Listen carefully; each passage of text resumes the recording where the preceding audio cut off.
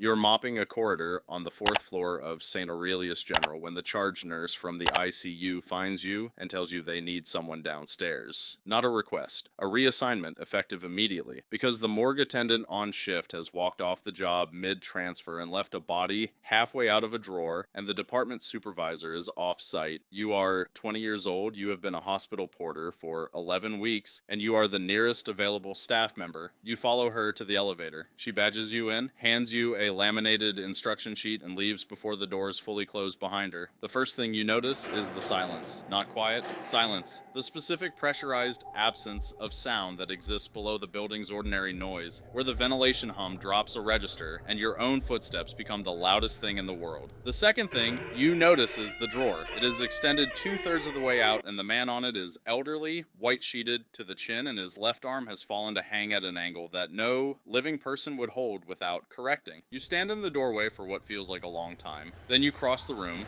lift the arm. It is heavier than you expect, resistant in a way that is not stiffness exactly, but something more fundamental, as though the body has already begun the slow process of belonging to different physical laws than yours, and you tuck it back beneath the sheet. You slide the drawer closed. You look at the laminated sheet. You begin. Within 3 months, the department offers you the position permanently. The pay is better than portering by $4 an hour. The hours are steadier, and the supervisor, a quiet man named Del Vecchio, who has worked this floor for 19 years, tells you that you have what most people who try this work don't have, which is the ability to stay. You ask him what he means. He says most people last one shift, maybe two, and then they find a reason to go back upstairs and they never come down again.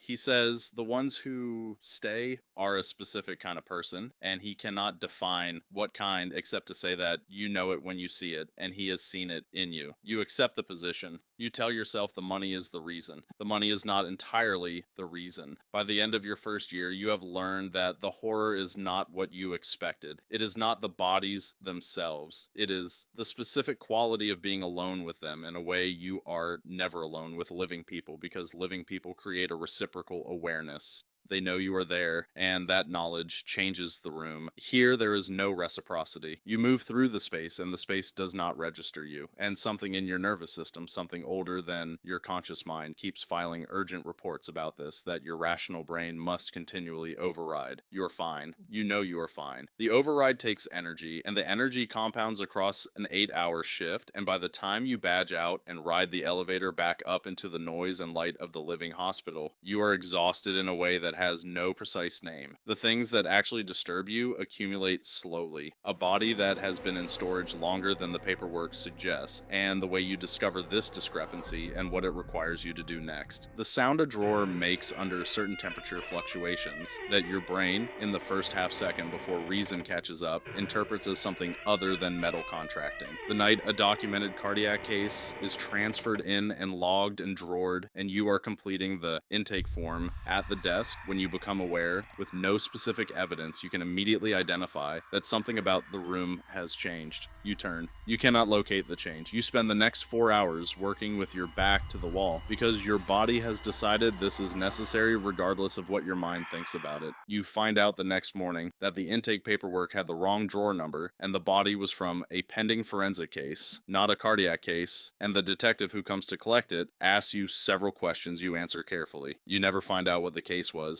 You decide you do not want to know.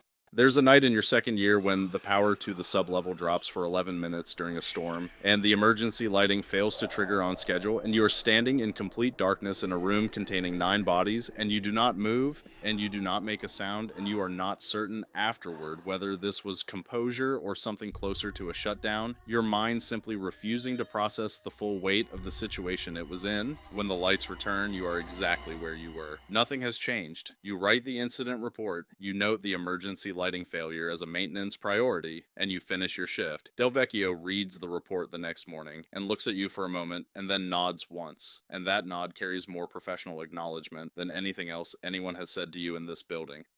The horror that stays with you longest is not dramatic. It is this. Sometime in your second year, you realize you have stopped flinching. Not gradually. You simply notice, one afternoon, that a response your body used to generate automatically is no longer generating. And you sit with this for a long while, and you cannot decide if it represents competence or loss. You are better at the job than you have ever been. You are also aware that the version of you that walked into this room for the first time 2 years ago would not entirely recognize the version sitting at this desk now, and that the difference between those two versions is made up entirely of hours spent in this specific silence, with these specific physical laws in this specific reciprocal absence. You have become, in some granular and unverifiable way, more comfortable with the dead than you are with certain situations among the living. A crowded break room upstairs now carries a low frequency of anxiety that this room does not.